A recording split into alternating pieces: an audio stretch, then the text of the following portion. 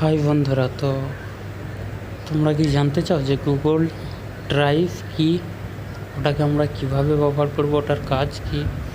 এই যে স্ক্রিনে দেখতে পাচ্ছ এই অ্যাপসটা আমরা প্রত্যেক মোবাইলে দেখে থাকি, কারণ এটা অলরেডি মোবাইলে ইনস্টল করা থাকে, অফিসিয়ালি করা থাকে, করে আমাদের ঘরে দেয়। তো এটার কাজ কি, কি করে, কিভাবে কাজ হয়, এটা কখনই ব্যবহার করে মানুষ, এগুলো যদি জানতে চাও তাহলে ভিডিওটা শুরু থেকে শেষ অবধি দেখতে থাকো। তো গুগল ড্রাইভ হচ্ছে একটা গুগল কোম্পানি থেকে বানানো একটা অ্যাপস।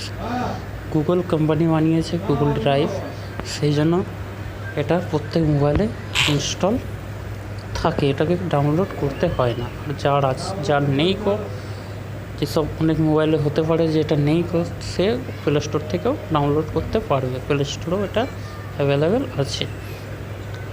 তো এটার কাজ কি, প্রথমে এটা জেনে নিই যে এটার কাজ কি। এটার কাজ হলো, আমাদের এমন ফটো থাকে, এমন ভিডিও থাকে, যেগুলো হয়তো আমরা মনের মধ্যে আমাদের একটা ভয় থেকে যায় যে এই ফটোটা আমি অনেক দিন রাখতে চাই, কিন্তু ফটোটা যদি ডিলিট হয়ে যায় বাই চান্স, এই যে একটা ভয় থাকে, এই ফটোটা ডিলিট হয়ে যাবে না তো, কিংবা ভিডিওটা ডিলিট হয়ে যাবে না তো সেই ভয়গুলো কাটাবার জন্য এই অ্যাপসটাকে গুগল কোম্পানি থেকে তৈরি করেছে। তো এইটাই যে কোনো একটা ফটো, তোমাদের যে কোনো ফটো যেটা তোমরা ডিলিট করতে চাও না, ওটা রাখতে চাও অনেক দিন ধরে, যতদিন ইচ্ছা ততদিন রাখতে চাও, তো ওই ফটোটা এখানে আপলোড করে দিতে হবে।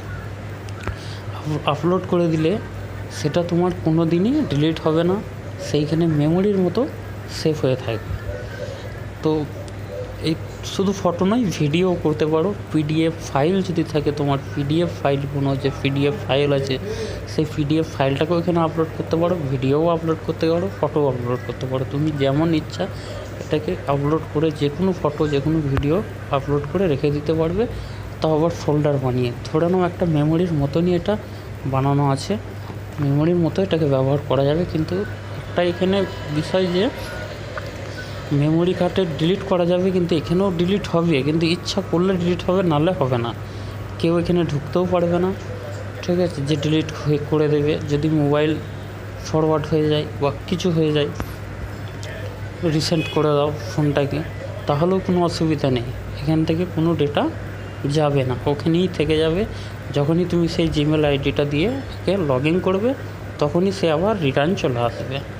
তো দেখে নিই যে কীভাবে এটাকে ব্যবহার করব, কীভাবে চালাবো। তো গুগল ড্রাইভটাকে ওপেন করে নিচ্ছি।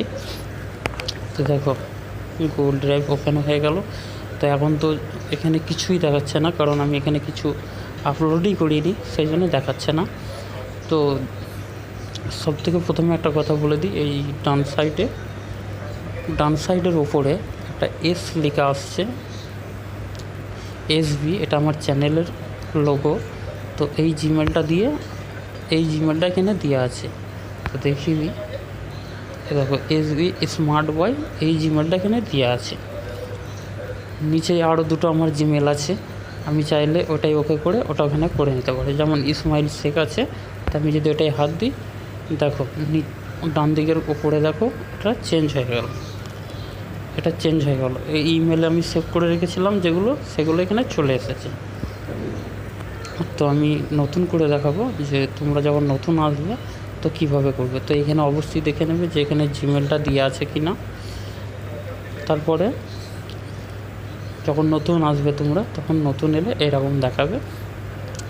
এখানে এবার কী করে আপলোড করবে, দেখো ডান দিকের নিচে একটা প্লাসের আইকন দেখা যাচ্ছে, ওটাতে ওকে করবে। করার পরে এখানে দেখো খুলে একটা পেজ খুললো। তো প্রথমে আছে নিউ ফোল্ডার, মানে তুমি যেই ফটোগুলো হোক, ভিডিওগুলো হোক সেভ করবে, সেটা কি একটা ফোল্ডার বানিয়ে রাখতে চাও, সবই দেখাবো আমি। নিউ ফোল্ডারে আমি যাচ্ছি, ধরো আমি এখানে পার্সোনাল ফটো সেভ করে রাখবো। তো আমি এখানে একটা ফোল্ডার বানিয়ে নিই, পার্সোনাল ফোল্ডার বলে সেভ করে। পার্সোনাল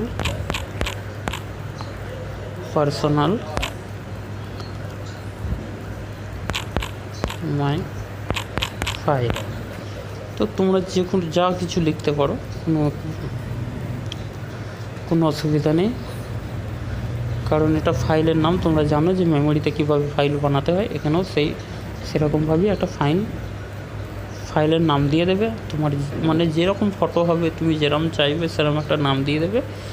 দিয়ে ডান সাইডে এখানে দুটো অপশান দেখা যাচ্ছে, ক্যান্সেল আর ক্রিয়েট। তো ক্রিয়েটে ওকে করতে হবে, ক্যান্সেলে করলে কেটে যাবে। ক্রিয়েটে ওকে করতে হবে, তাহলে এখানে ফাইলটা বেনে গেল। দেখো এখানে চলে গেলো ফাইল একটা বেনে, পার্সোনাল মাই ফাইল। তো এখানে তো দেখো ফাইলটাই ওকে করছি, ফাইলটাই ওকে করার পর এখানে খালি দেখাচ্ছে, কিচ্ছু নেই। তো এখান থেকে এবার আমাদের করে আবার দেখো নিচেই ডান দিকে প্লাসের একটা চিহ্ন এসেছে, প্লাসে ওকে করব। ওকে করার পর আবার সেই অপশানটাই আসবে, কারণ ফাইলের ভেতরে যদি আবার ফাইল বানাতে চাও, তো এখানে আবার যদি আমি ফোল্ডারে ক্লিক করি, ফাইলের একটা নাম দিয়ে দিই, তাহলে ওই ফাইলের ভেতর আবার একটা ফাইল তৈরি হয়ে যাবে। তো ফাইল বানাবার সিস্টেমটা বুঝতে পেরেছো? তো এইখানে এবার ফোল্ডারে আমি এসেছি, তো ফোল্ডারে এসে আমি এই ফোল্ডারে কী রাখবো? তো এখানে ফাইলের ফোল্ডারের পাশে দেখো আপলোড বলে লেখা আছে, আপলোড। তো এটাই আমাদের কাজ, আপলোড করতে হবে। তো আমি এখানে চলে গেলাম, গিয়ে আমি এখানে গ্যালারি খুলে গেছে। এবার আমি এখানে একটা ফটো বেছে নিই। এই ফটোটা আমি বেছে নিচ্ছি। স্মার্ট বয় চ্যানেলের যে লোগোটা আছে, এটা দুটো আছে, তো আমি একটা নিয়ে নিচ্ছি, সেখান থেকে একটা নিয়ে নিচ্ছি। তো এখানে হাত দিলাম একটাই, প্রথমেরটা। তো এটা আপলোড হতে শুরু হয়ে যাবে। তারপর এখানে চলে এলো, আমার নেটওয়ার্ক খারাপ আছে, তো অবশ্যই ইন্টারনেটটা চালু রাখবে, নাহলে কিন্তু আপলোড হবে না। তো কমপ্লিট হয়ে গেল, আপলোড হয়ে গেল, এখানে চলে এসেছে, দেখতে পাচ্ছ ফটোটা এখানে চলে এসেছে। তো এটা ডিলিট হবে না যতক্ষণ তোমার ধরো এই মোবাইলে কিছু হয়ে যাওয়ার পরে যদি অন্য মোবাইলে জিমেলটাকে লগ ইন করো, তাহলে পরে অন্য মোবাইলেও চলে আসবে। মোট কথা এটা জিমেলে সেভ থাকবে। তোমার যে জিমেলটা, সেই জিমেলের পাসওয়ার্ডটা হোক, যতদিন তোমার জিমেলটা থাকবে ততদিন এইগুলোও থাকবে, এগুলো ডিলিট হবে না।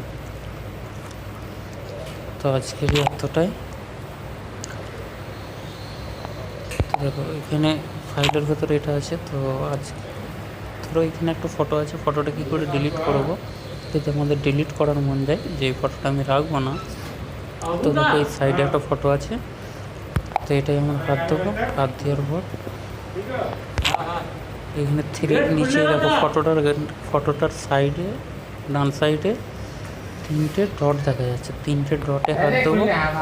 হাত দেওয়ার পর এখানে অপশান আছে, নিচের দিকে চলে যাবো। নিচের দিকে যাওয়ার পরে একবারে নিচের ওপরে দেখো রিমুভ বলে লেখা আছে, রিমুভ বলে লেখা আছে। এই রিমুভে হাত দেবো, ওটা ডিলিট হয়ে যাবে।